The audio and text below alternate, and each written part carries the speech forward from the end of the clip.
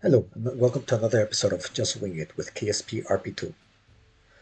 So I just finished recording the previous episode, and I said we were going to go for another rocket plane launch, trying to get past 90 kilometers. But then going into mission control to get that contract, I noticed this one. I I realized a while ago that this was part of the suborbital science contract pack, but since we already did a bunch of them in the first rocketry program, I was ignoring them. But there's this. The reward of this contract will slowly increase over time, but it will be reset to zero after each completion. Current reward is at 322%. And that means completing this very easy contract, 160 kilometers with 90 units of sounding payload, gives us 79 reputation compared to the meager 21 that we will get for this X-Planes contract. So I'm building this rocket because this is definitely worth it, especially in our current state. Um, I also saw that there's apparently 17 contracts like these. This is like just building supersonic planes, and they also have a decent reputation reward. This is already at 166%. But like if they're each increasing by 50 meters per second, that's going to get really hard really quick. Um, I still wanted to do a flight or a couple of flights with the jet to get the science that we're still missing. I will think about maybe doing some modifications to try to get this, but I'm not sure. So, I mean, while I think about it, the reward will increase according to this, so at least I can. Uh, let's first take care of the rocket planes, and then I'll think about doing this jet contract. But anyways, the rocket for this contract is actually quite quick to build, 12 days. So it's actually going to be finished before we finish training our next astronaut. So let's do first that, and then we'll do the rocket plane again.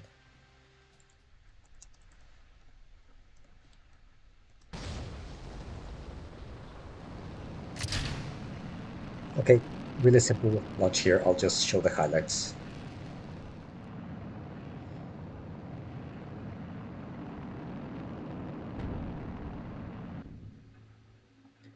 Okay, we have Miko. It burned for quite a while, so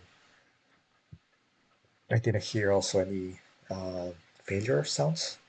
So it should be, even though I don't have the UI on, we should definitely get way past 160 kilometers.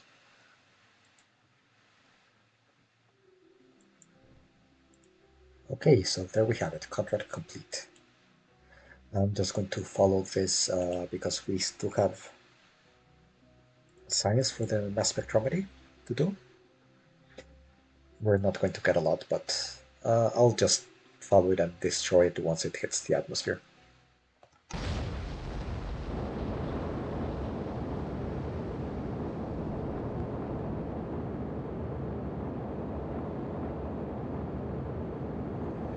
Okay, so here we go again with Alexei in the controls.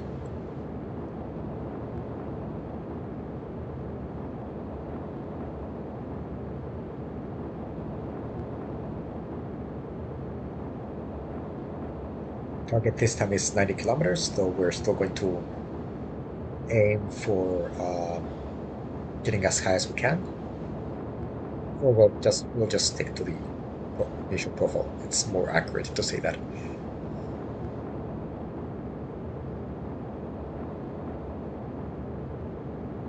I could probably get higher if I go past this third line in the HUD. But no, this is what I know works. So let's stick to this. We already killed one Kerbal in these missions, so that's too much.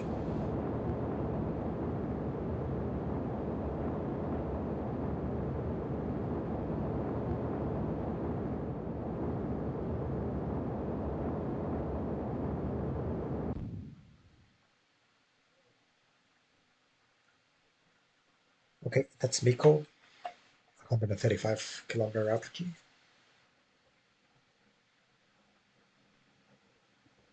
And let's get rid of the atmospheric autopilot.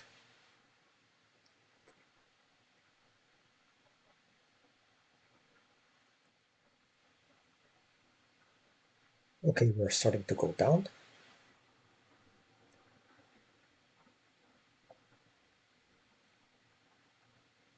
We're a bit more stable than last time, so it means also less helium consumption.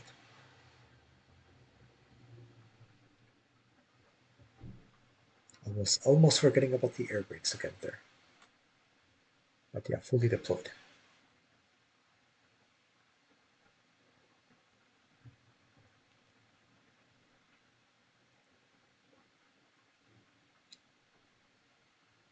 We are belly flopping and it's taking thrusters all they have to keep us in this rotation, and we're about to lose that.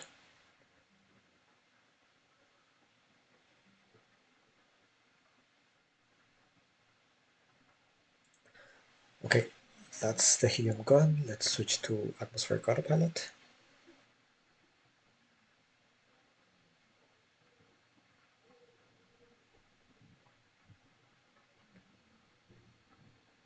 Trying to head south as well a little bit.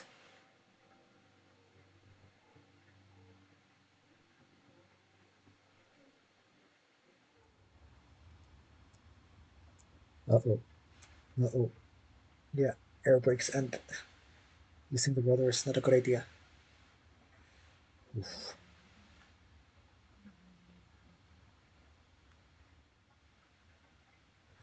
Oh wow, okay, so we're actually, the space center is already here and we're quite high up, so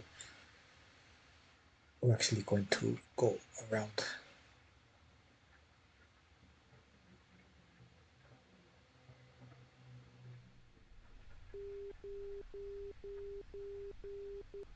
Okay, so that's the 10-kilometer alarm. We're still above the glide slope, but it's looking good.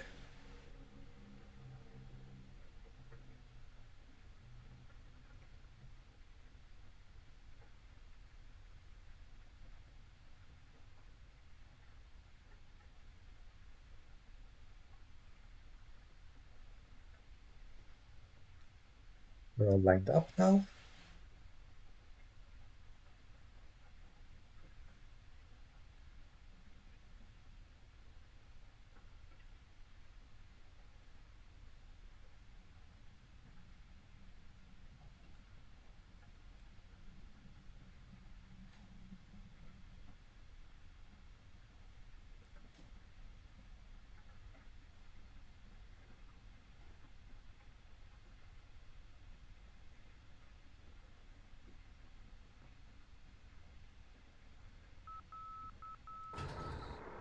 Gear down.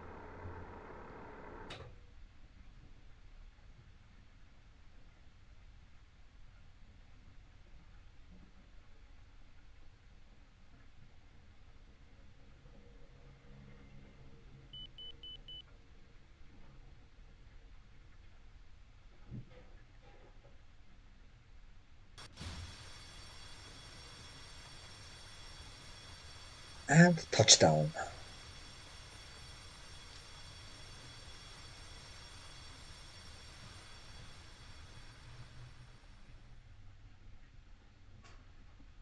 Okay, that went fairly smoothly, aside from a few hiccups during the flight.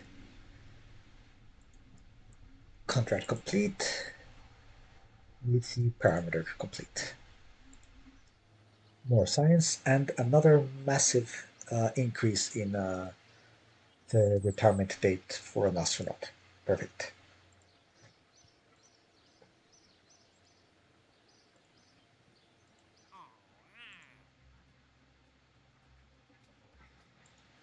And here we have Carmen Line.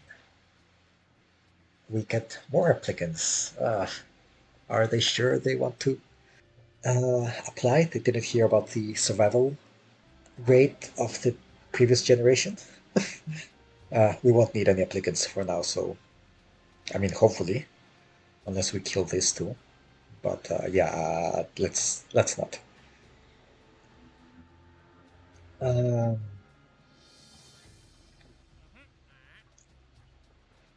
so I'm going to let this one increase its value for a bit. So yeah, this is going to be our next mission. So I'll show a little bit more from this one just because it's the one to pass the carbon line, and will be the last one for this program, or at least the last one we have to do. So I'll be back with that one. It's already this one doesn't no, it doesn't increase in value over time, so let's just already accept it.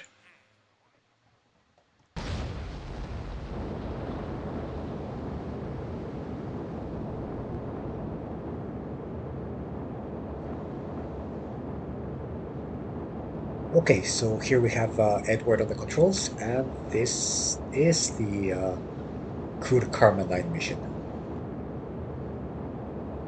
So with this, we would be able to have the program complete, though I'm not yet sure I want to do that, and I'll go later into why.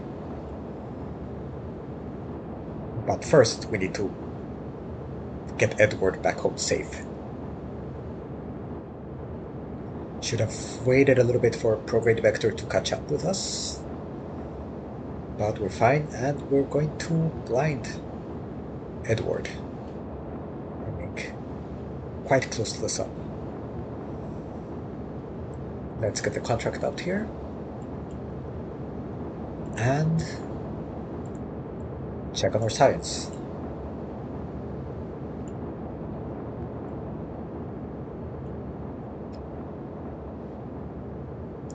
So I'm actually aiming a little bit south because of these planes' tendency to always like start veering off to the left.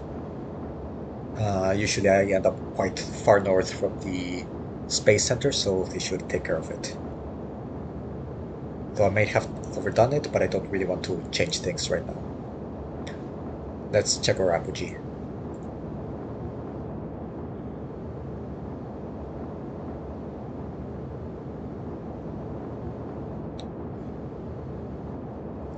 Okay, science is running. 13 and a half minutes still left of this experiment. And that's one of the reasons why I might not want to finish this program just yet. Okay, so we're definitely getting past the carbon line.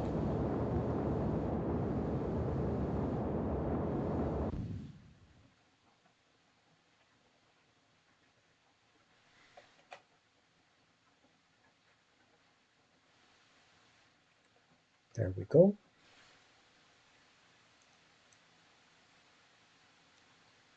We can get rid of this. And time for RCS.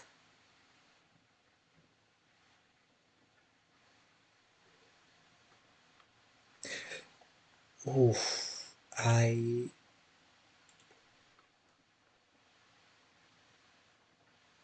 apparently forgot to fill up the helium in the cockpit. We still have in the wings though. That means that we're already out of helium pretty much. This could be interesting. Let's extend the air brakes before anything else happens.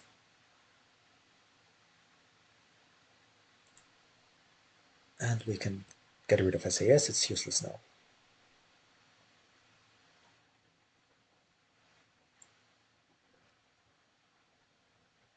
Okay, aerodynamics are starting to kick in and push our nose down.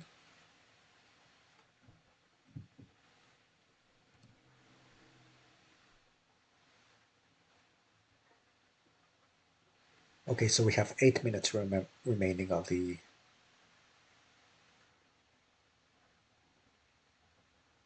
experiment. We're wobbling a bit too much. We're wobbling a bit too much.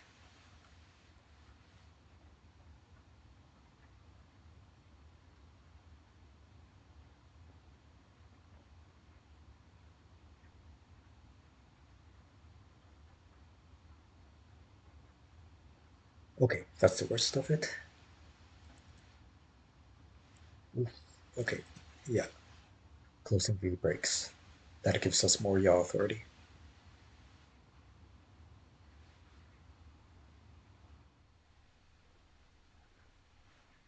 Okay, so we're in the glide slope.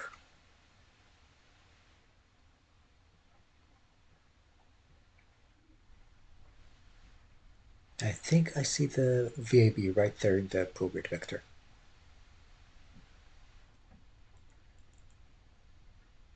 Yep.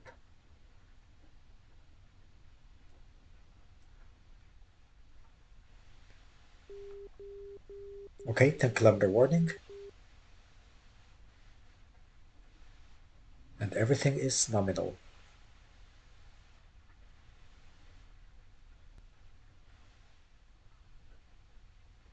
I forgot to set the brakes. Those are important.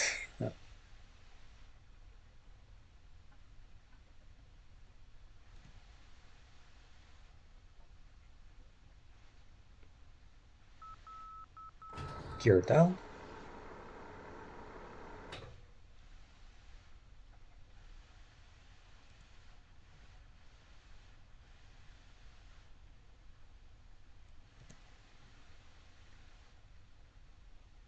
and flare, flare.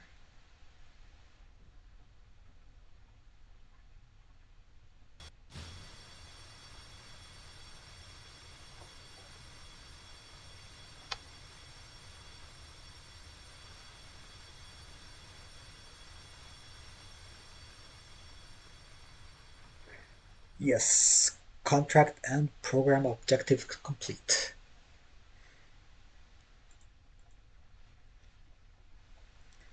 17 reputation, very meager.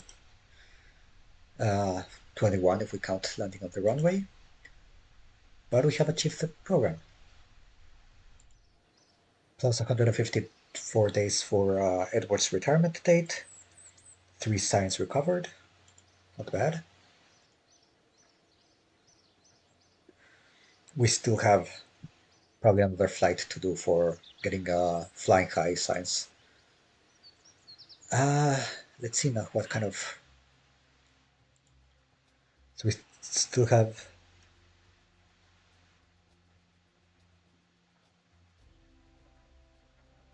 4 contracts of suborbital flight, reach 110 kilometers. So yeah, we're going to get 10-kilometer increments. We can do up to probably 40. So we have 4 contracts yet. And these ones will also increase in reward. So I think next I should do this one because it's already quite hefty as far as reputation. So I think we need to deal with this first. Okay, so let's finish this episode with some management talk. Um, there are several things happening. For one, right now we're not building any rockets, any airplanes whatsoever, or engineers are idle, and I still only have 90 funds a day net positive. So we're doing quite bad money-wise, and that's partly because I'm once again in the minimum funding due to the reputation hit that we took. So getting the reputation back up is a priority. Now, if we go to administration, we can complete both of these programs. We do get extra reputation for completing them early, but at least with the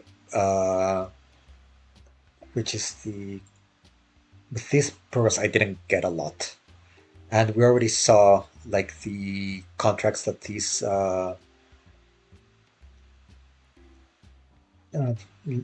these programs give can be quite lucrative if I wait some time to allow the reward to increment considerably. Increase, not increment. Yeah.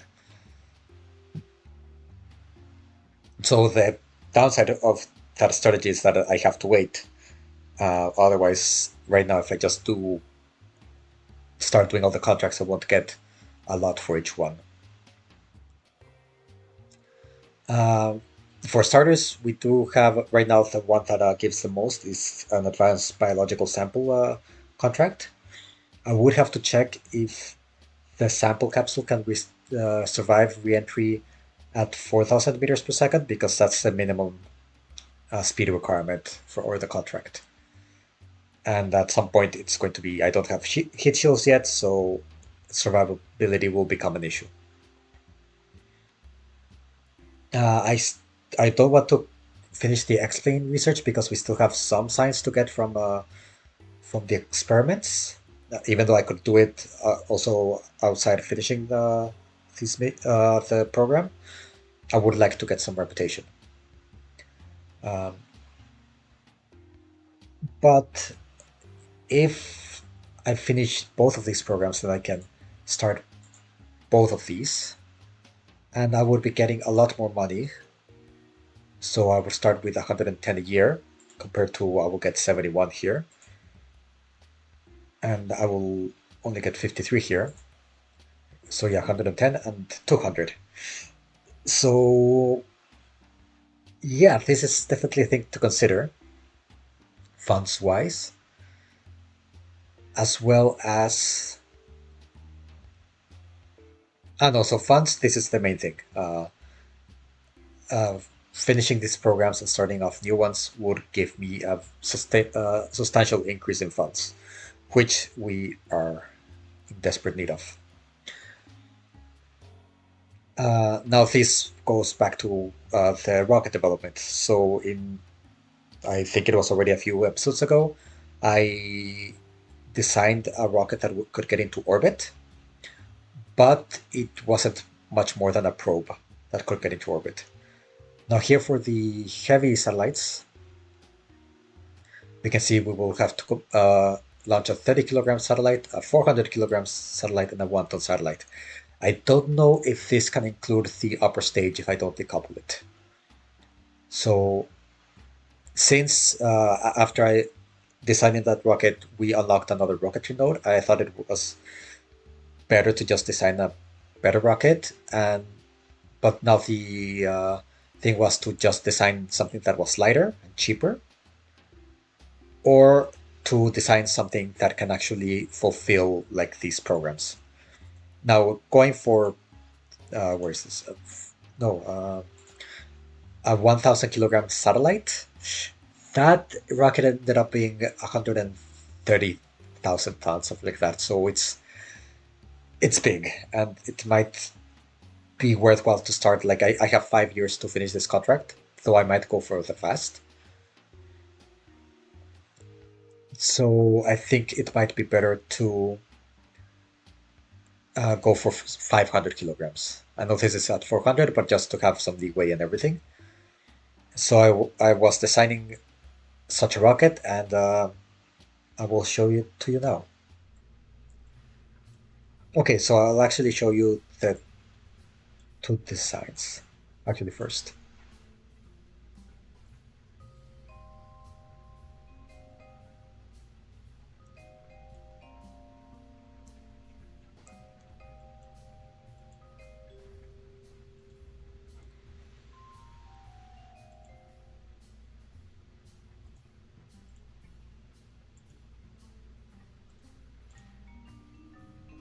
Okay, I'll show you both designs. So this is the rocket that can put a 1,000 kilogram satellite into orbit. So this, I just used the lead ballast functionality to make this probe weigh 1 ton. It has no control. The control is here. And this rocket is 130 tons.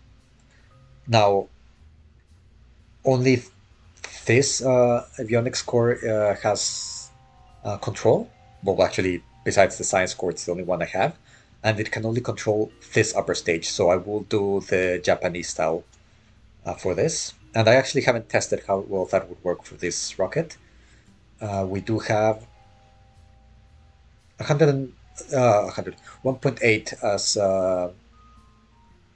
thrust weight ratio in at sea level, so it's quite good. It would maintain the rocket stable even without guidance. I would still need to add fans and all that. So, and we have almost 10,000 meters per second of delta V, which is more than enough. So maybe I could get away with reducing the weight, but it does reduce my margin of error. And now the one that I'm leaning towards is this very Kerbal looking thing. Um, yes, I forgot. So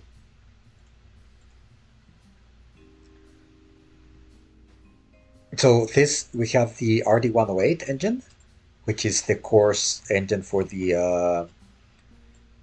R7 family of rockets, and I really love the R7 family. Most A lot of my rockets will be inspired or even directly. I won't make exact replicas. I don't think it's in the spirit of the game of designing your own things and everything. So the burn times may be off or everything, but I do like the style and everything, and the engines are very good and reliable. So I will rely a lot on the R7 style. So we have that, and we have the RD-102, if I remember correctly. Yes, that we have been using already. So at least I wouldn't have to buy another engine for this. This is already very expensive, the RD-108. So the RD-102 has boosters, and then we have the AJ-10, uh, here, another engine that I would have to buy for two for the second stage, one for the third stage. So at least it's just one engine I have to buy for both of these stages. And the other thing is that these are the gridded tanks, which are a separate thing that I would also need to purchase the isogrid structure, and it's a hefty price. So just so it would be 45,000 to unlock these tanks, 145,000 for the RD-108, and 39,000 for the AG-10.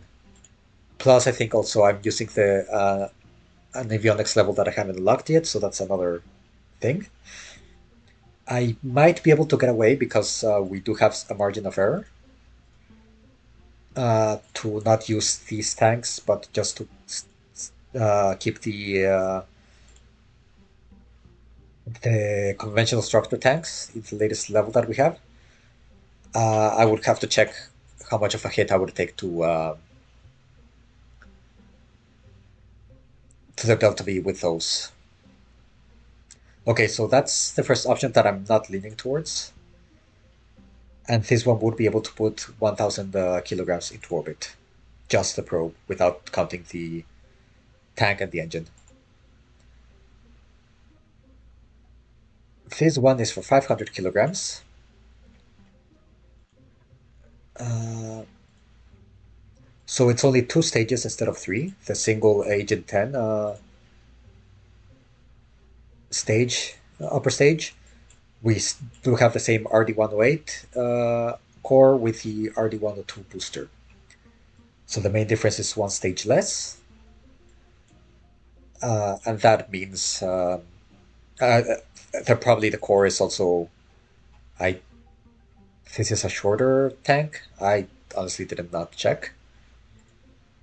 Um, we also have more than enough delta V and actually ran a test, and I get to like a 1 megameter by 1 megameter, like almost circular 1 megameter orbit in altitude. 1 megameter in altitude orbit. I really jumbled up the order of the words in that sentence. Wow. Um, so yeah, we have a lot of margin, but also, especially because most of the delta V is in this unguided stage, I have to have quite a flat trajectory already. Otherwise, like the apogee just goes ballistic. I mean, it already does.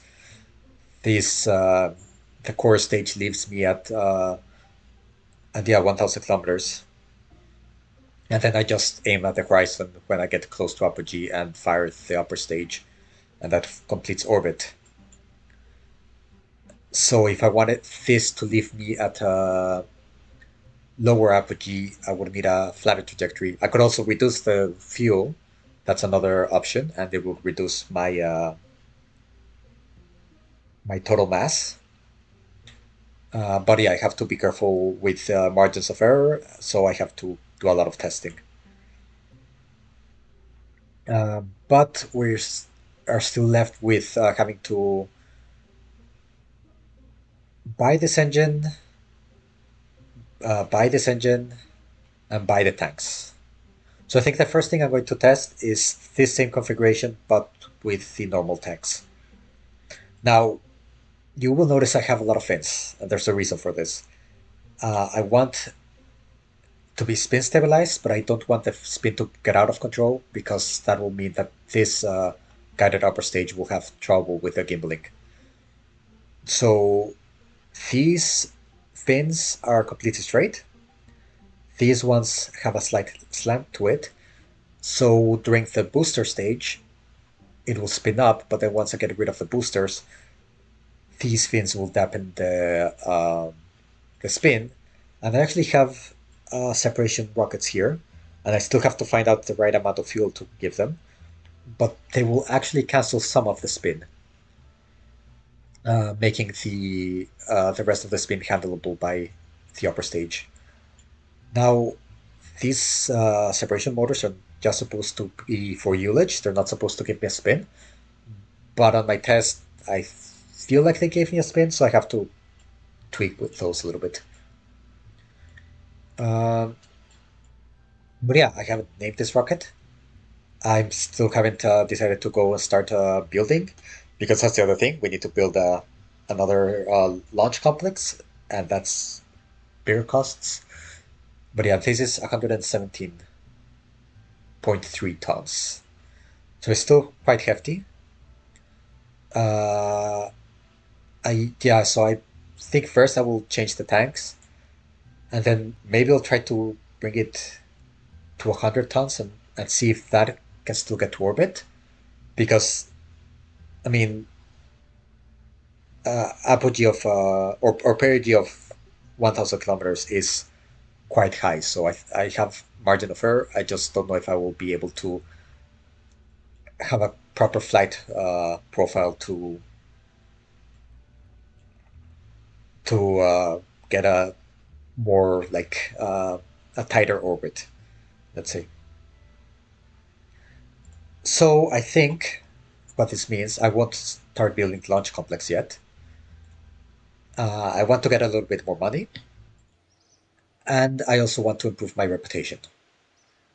So I think the plan will be, let's go to mission control. So this uh, mission is already quite good as far as reputation, but I might let it cook a little bit longer. The airplane is already built, so but I have to test if I can actually accomplish it.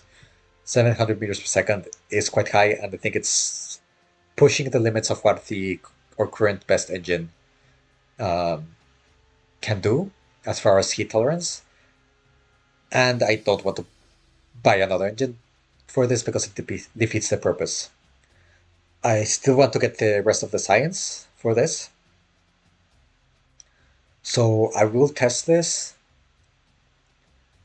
Then this one, we actually don't have any reward right now, so I will wait a little bit. But we have 4 contracts, probably going from 110 to 140 kilometers in altitude, which we can do with our current Hornet Mark III. Uh, the altitude sounding rockets right now, they're very low on reward. And I already. Wait, what? Ah, yes, here it is. For some reason, didn't see. And this one is actually already quite hefty. So I'm going to test reentry at this speed, see if it survives. And this would definitely be the last one of these I would do. So I think I will do one advanced biological suborbital experiment. Wow, those are mouthfuls.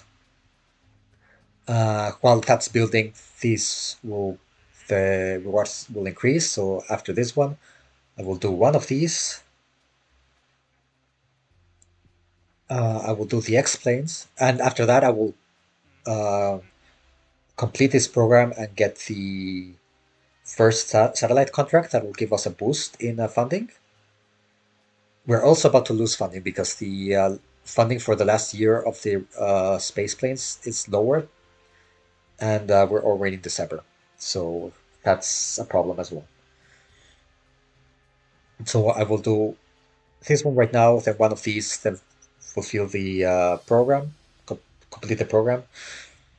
Then I will do the suborbital, as many as I can do in this year because it's going to be the last year for this.